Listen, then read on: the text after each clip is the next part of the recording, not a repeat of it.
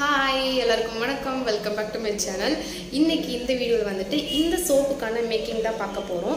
இதில் வந்துட்டு 2 கலராக தெரியுதா, மேலே ஒரு கலர் கீழே ஒரு கலராக தெரியுதா. மேலே இருக்கிறது வந்துட்டு ரெட் சாண்டில்வுட் வச்சு நான் பண்ணியிருக்கிறேன், கீழே இருக்கிறதுல வந்துட்டு சாண்டில்வுட் வச்சு பண்ணியிருக்கிறேன்.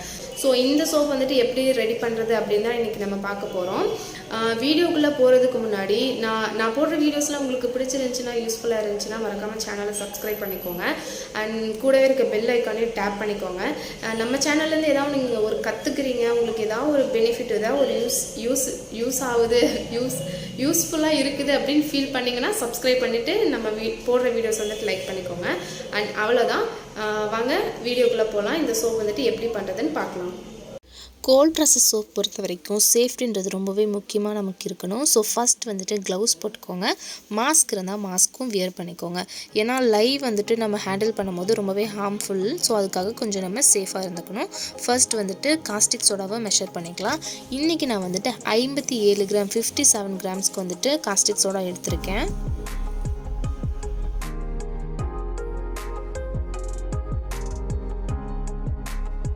அடுத்து இது கூட வந்துட்டு டிஎம் வாட்டர் வந்து ஆட் பண்ணிக்கலாம். டிஎம் வாட்டர் வந்துட்டு 117 கிராம் 117 கிராம்ஸ்க்கு வந்துட்டு டீமினரலைஸ்டு வாட்டர் வந்துட்டு இன்றைக்கி நான் எடுத்திருக்கேன்.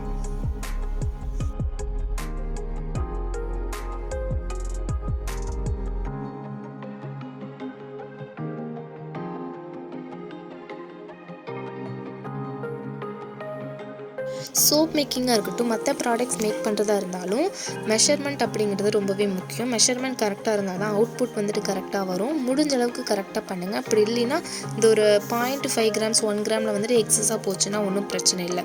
ஓகேங்களா? இப்போ தண்ணி அளந்தாச்சு, லை அளந்தாச்சு, இது ரெண்டையும் வந்துட்டு மிக்ஸ் பண்ணிக்கலாம். ஒட்டுக்கா போட்டு கொட்டிடாமல் கொஞ்சம் கொஞ்சமாக இந்த மாதிரி எடுத்து மிக்ஸ் பண்ணிக்கலாம். இந்த லை வந்துட்டு ரூம் டெம்பரேச்சர் வந்த பின்னாடி தான் நம்ம மற்ற ப்ராசஸ்லாம் பண்ண முடியும். ஸோ இந்த ப்ராசஸ் பண்ணும்போது ஹீட்டை வந்துட்டு காஸ்டிக் சோடா ரொம்பவே ப்ரொடியூஸ் பண்ணும். கொஞ்சம் முடிஞ்ச அளவுக்கு சேஃபாக இருந்து பண்ணுங்கள். நல்லா மிக்ஸ் பண்ணிவிட்டு ரூம் டெம்பரேச்சர் வர வரைக்கும் இதை அப்படியே விட்டுடலாம். இதுக்கு இடையில வந்துட்டு நம்ம ஆயில்ஸை வந்துட்டு மெஷர் பண்ணிக்கலாம். ஃபர்ஸ்ட் வந்து இன்றைக்கி நான் கோகனட் ஆயில் எடுத்திருக்கேன். கோகனட் ஆயில் வந்துட்டு 132 கிராம் 132 கிராம்ஸ்க்கு வந்துட்டு கோகனட் ஆயில் நான் இன்றைக்கி எடுத்திருக்கேன். இது கூடவே வந்துட்டு பாம் ஆயில் வந்து 128 கிராம்ஸ்க்கு வந்துட்டு எடுத்துக்கிறேன். 128 கிராம்ஸுக்கு பாம் ஆயில். அடுத்து இது கூட வந்துட்டு நல்லெண்ணெய் வந்துட்டு 60 கிராம் எடுத்துக்கிறேன். சிசேமி ஆயில் வந்துட்டு 60 கிராம். இது கூட பீனட் ஆயில் வந்துட்டு இன்னொரு 60 கிராம்ஸ். கடலெண்ணெய் வந்துட்டு 60 கிராம் எடுத்துக்கிறேன். 0.5 கிராம்ஸ்க்கெல்லாம் எக்ஸஸாக போச்சுன்னா பிரச்சனை இல்லை. ஃபைனலி வந்துட்டு கேஸ்டர் ஆயில் 20 கிராம்ஸ்க்கு எடுத்துக்கிறேன். விளக்கெண்ணெய் வந்துட்டு 20 கிராம்க்கு எடுத்துக்கிறேன். எல்லா எண்ணெயுமே வந்துட்டு நல்லா ஒட்டுக்காக கலக்கி விட்டுறலாம். இப்போது நம்ம ப்ரிப்பேர் பண்ணி வச்ச லை சொல்யூஷன் வந்துட்டு ரூம் டெம்பரேச்சர் வந்துருச்சு. இப்போது நம்ம ஆல்ரெடி எடுத்து வச்சுருக்க ஆயில்ஸ் கூட ஆட் பண்ணிக்கலாம்.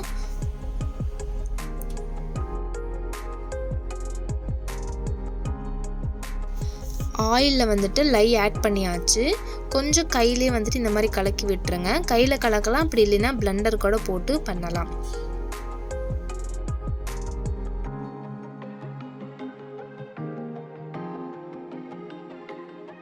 ஆயில்ஸும் லை சொல்யூஷனும் நல்லா மிக்ஸ் ஆகிறதுக்காக நான் பிளெண்டர் யூஸ் பண்ணுறேன். ரொம்பவே பிளெண்டர் போட்டு ரொம்ப க்ரீமியாக கொண்டு வராமல் அது ரெண்டும் மிக்ஸ் ஆகிறதுக்கு மட்டும் நான் பிளெண்டர் யூஸ் பண்ணியிருக்கிறேன். நீங்கள் கையிலேயே கூட ஒரு 5 மினிட்ஸ்க்கு நல்லா கலக்கி விட்டுடலாம். இப்போ இந்த சோப் பேட்டரை வந்துட்டு நான் 2ஆக பிரிக்க போகிறேன். 2 போர்ஷனாக பிரித்து தான் சாண்டில்வுட் பவுடர்ஸ் தான் நான் ஆட் பண்ண போகிறேன். ஃபர்ஸ்ட் ஒரு பாத்திரம் எடுத்துகிட்டு இதில் இருக்கிற அளவில் பாதி அளவுக்கு வந்துட்டு சோப் பேட்டரை நான் எடுத்துக்க போகிறேன்.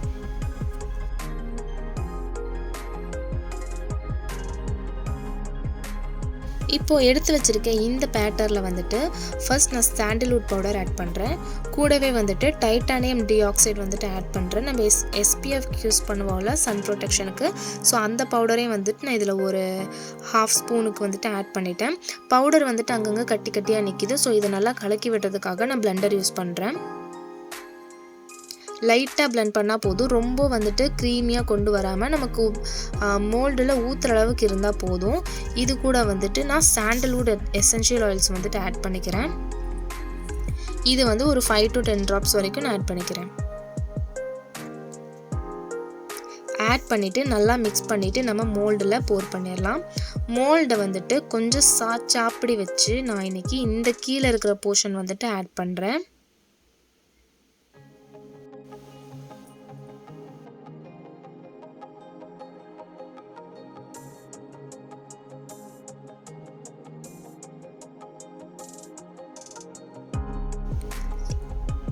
பொறுமையாக மோல்டில் ஆட் பண்ண பின்னாடி ஏர் பபிள்ஸ் இல்லாமல் இருக்கிறதுக்காக லைட்டாக தட்டி விட்டுக்கோங்க. தட்டி வச்சு இந்த மாதிரி பாதிக்கு வந்துட்டு சாஞ்சா அப்படி இருக்கணும். இப்போ இதில் வந்துட்டு ஒரு வடிகட்டி எடுத்து சார்கோல் பவுடர் எடுத்து லைட்டாக தட்டி மேலே வந்துட்டு ஒரு லேயர் வந்துட்டு ஃபார்ம் பண்ண போகிறேன். இந்த லேயர் வந்துட்டு சோப் கட் பண்ண பின்னாடி பென்சிலில் ஒரு கோடு போட்ட மாதிரி இருக்கும். ஸோ அதுக்காக சார்கோல் பவுடர் எடுத்து இந்த மாதிரி வடிகட்டியில் எடுத்து நான் தட்டி ஒரு லைன் வந்துட்டு ஃபார்ம் பண்ணிக்கிறேன்.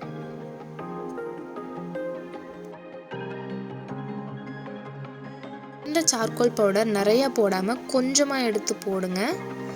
கொஞ்சமாக இருக்கிறதையே தட்டி ஒரு ஃபுல்லாகவே கவர் பண்ணிடுங்க ஒரு லைன் அளவுக்கு.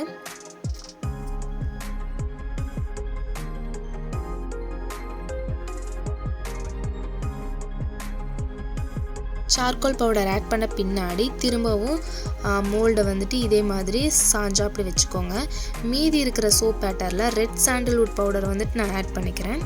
இதை வந்துட்டு கையிலேயே நல்லா பிளெண்ட் பண்ணிக்கலாம். அப்படி இல்லைன்னா பிளெண்டர் போட்டு கூட கட்டியாக எங்கேயும் நிற்காத அளவுக்கு பிளெண்ட் பண்ணி எடுத்துக்கலாம்.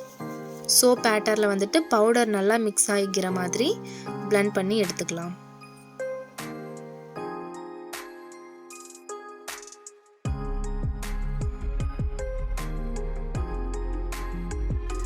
நல்லா பிளெண்ட் பண்ணி எடுத்த பின்னாடி இதுலேயும் வந்துட்டு சாண்டல்வுட் எசென்ஷியல் ஆயில் வந்துட்டு ஒரு 5 to 10 ட்ராப்ஸ் வரைக்கும் ஆட் பண்ணிவிட்டு மிக்ஸ் பண்ணிவிட்டு மோல்டில் போர் பண்ணிடலாம்.